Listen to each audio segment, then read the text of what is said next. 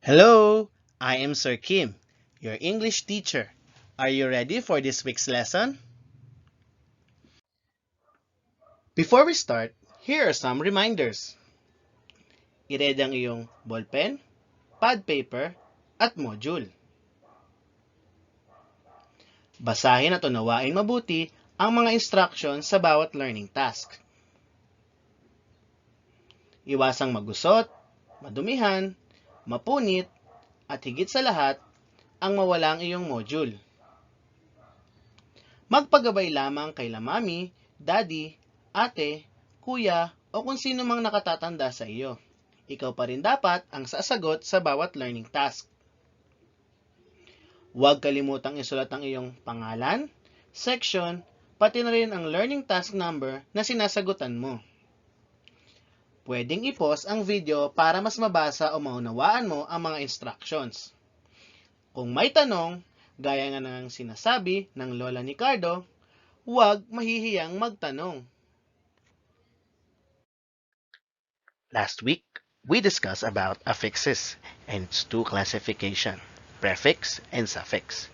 This week, we'll be talking about denotation and connotation. There are different ways in identifying meanings of text. Meanings can be understood either by denotative or connotative. Though these two ways, meanings may be the same and related, but sometimes different. At the end of this week, you'll be able to identify different meanings of content-specific words. For our first learning task on page 30, look at these pictures.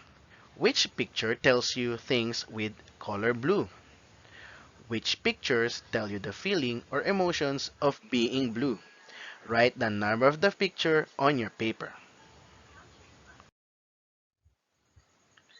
Learning task 2 on page 30. Choose the correct word that completes the sentences. Write the letter of the correct answer. For example, Filipinos are blank for their delicious adobo. A. Noted. B. Notorious. C. Famous. The correct word or the correct answer is famous. The Filipinos are famous for their delicious adobo. Learning task 3 on pages 30 to 31. Read each of the sentences.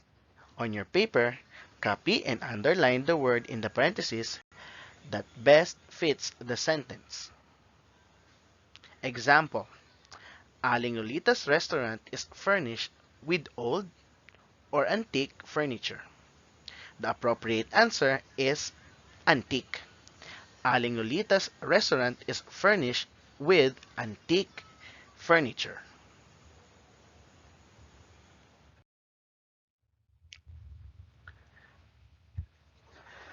Learning task 4 on page 31. Choose the word inside the box that fits the sentence. Kay blanked the puppy to her neighbor before going on a trip. The word that best fits the sentence is left.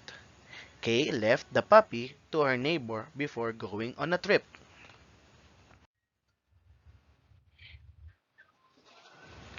Denotation is the specific, exact, concrete meaning of a word. This is the meaning you will find in a dictionary.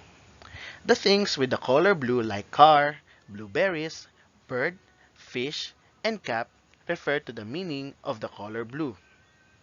It is denotation, the usual meaning in the dictionary.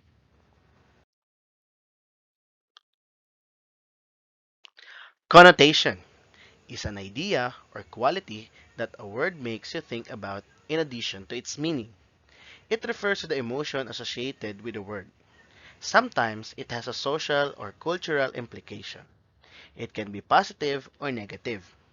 The feeling of being blue refers to the emotion of being sad, like the boy in the picture who is sad.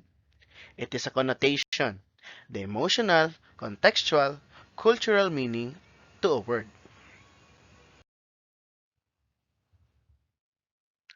Learning task 5 on page 31. On your paper, Copy and underline the appropriate words in the parentheses that best portray connotation. Our trip to Sampaloc Lake was fine, wonderful. The correct answer is wonderful. Our trip to Sampaloc Lake was wonderful.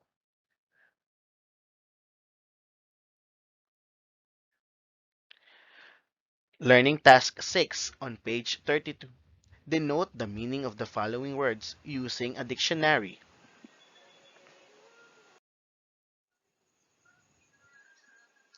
Learning Task 7 on page 32. Write the denotative and connotative meaning of the words. Example, the word cheap. Its denotative meaning is low in price. Its connotative meaning is frugal.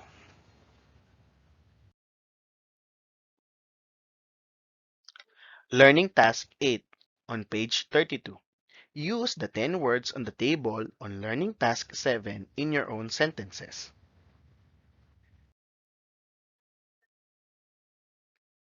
For our final learning task, for each item below, encircle the word that provides connotative meaning. Box the word that demonstrates denotative meaning. Example, the word noisy. Its connotative meaning is party or loud. So, we will encircle these words. Its denotative meaning is talkative. So, we'll put a box on it.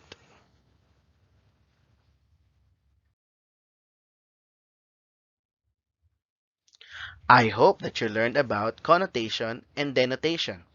If you have questions, don't hesitate to chat. See you next week.